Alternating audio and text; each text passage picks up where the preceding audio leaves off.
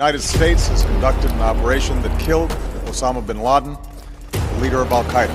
2 मई 2011 को Osama bin Laden को उसके घर में घुस के मारने के बाद उस नेवी सील ने उसके बॉडी को अगले 12 घंटों के अंदर अरेबियन सी के नॉर्दर्न हिस्से में बहा दिया था। 54 बच्चों के खानदान में से 17वें नंबर का बच्चा ओसामा बिन लादेन असल में सऊदी अरब का एक अरबपति धार्मिक बाप का बेटा था। इसके बावजूद उन्होंने उसकी बॉडी किसी के हाथ न आने दी और हजारों फीट समुद्र के नीचे इंसानों से कोसों दूर जाकर दफना दी। ओसामा बिन लादेन की बॉडी को समुद्र में दफनाने के पीछे 3 मेजर रीजंस हैं। पहला यह कि क्यों ओसामा अपने ही जन्मभूमि सऊदी अरेबिया में बैन था और उसकी डेड बॉडी के लिए वहाँ पर कोई भी जगह नहीं थी। अब सवाल ये आता है कि ओसामा तो एक मशहूर सऊदी के इन्फ्लुएंसर बिजनेस टाइकून के घर में पैदा हुआ था, राइट? तो आखिर उसे बैन क्यों कर दिया गया? ओसामा की फैमिली इतनी अमीर थी कि जब सऊदी किंग की ट्रेजर काली होने लगी थी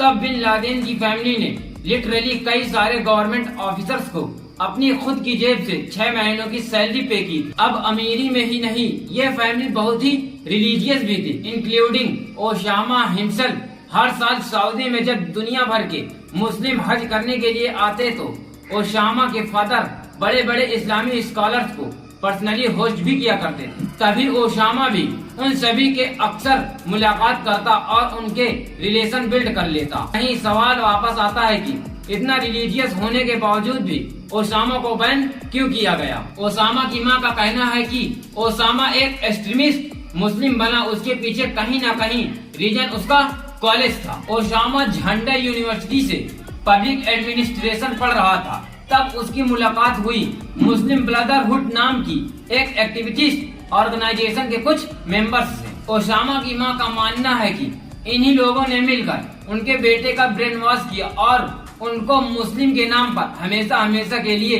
रेडिकलाइज कर दिया। कोइंसिडेंटली इसी फेज के दौरान यूएसएसआर ने अफगानिस्तान यानी एक मुस्लिम देश को इन्वेड कर दिया था।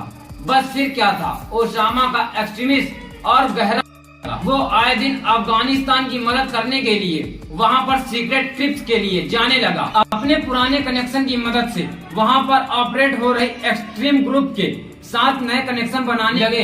इन एक्सट्रीमिस्ट की मदद से अपने देश मतलब कि सऊदी से भी वॉलेंटियर्स को रिक्रूट करना स्टार्ट कर दिया। सऊदी से अफगानिस्तान में चल रहे जंग में शामिल करने के लिए इन पर वॉलेंटियर्स की ट्रेनिंग वो खुद नहीं करता था बल्कि आउटसोर्स करता था दूसरे ऑर्गेनाइजेशन से। तो ओसामा ने नेक्स्ट फोकस किया फंड को कलेक्ट करने में, जो इसके लिए काफी आसान था। देखते ही देखते 1984 में उसने पेशावर में अपना एक बेस भी खड़ा कर लिया, जहां वो डायरेक्टली वॉलेंटियर्स की ट्रेनिंग को कंडक्ट करना शुरू कर दिया। सभी वॉलेंटियर्स का यहां से एक डेटाबेस भी तैयार होना शुरू हो गया। बेसिकली पूरा का पूरा एक प्रॉपर सिद्धांत था, प्रॉपर ऑर्गेनाइजेशन की तरह यह काम करने लगे। शुरू हुई अलकायदा की, पर इसी दौरान मिडिल ईस्ट में इराक ने नए लीडर सद्दाम हुसैन ने गल्फ के कुछ आयल्स रिच नेशन में अपने एक्सपेंशन को शुरू कर दिया। इनफैक्ट कुवैत के बाद सद्दाम के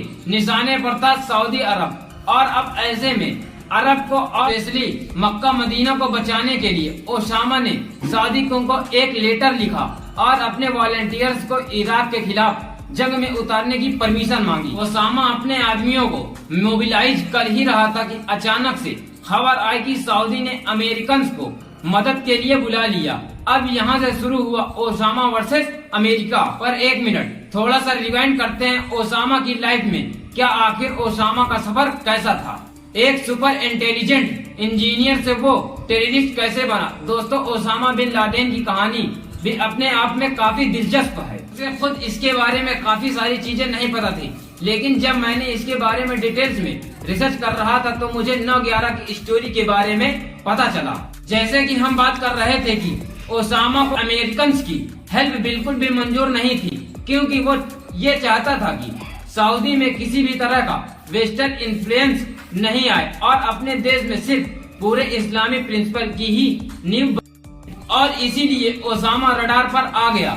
उसने अपने कनेक्शन का इस्तेमाल किया और एक फतवा जारी कर दिया, जिसमें लिखा था कि सभी को अफगानिस्तान जाकर ट्रेनिंग हासिल करनी चाहिए, क्योंकि अपने दुश्मनों से लड़ना मुसलमानों के लिए एक रिलीजियस ड्यूटी है। ये रिलीजियस कार्ड बखूबी काम आया और फतवा लागू होते ही 4000 से भी ज्यादा लोग सऊदी छोड़कर अफगानिस्तान के लिए रवाना।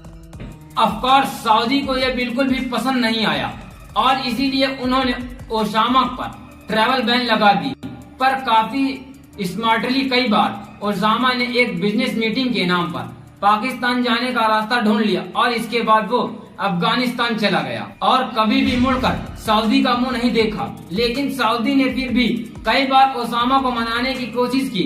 इनफैक्ट कुछ रिपोर्ट्स के हिसाब से तो ओसामा की बॉडी सऊदी को ऑफर भी की गई थी, पर सऊदी ने बॉडी लेने से साफ इनकार कर दिया। सऊदी के बाद ओसामा के नेक्स्ट रेसिडिंग प्लेस थी पाकिस्तान, पर उसे भी ओसामा की बॉडी नहीं मिली। आपको ओसामा बिन लादेन की ये कहानी कैसी लगी कमेंट बॉक्स में जरूर बताइएगा। मिलते हैं इस वीडियो के नेक्स्ट पार्ट में।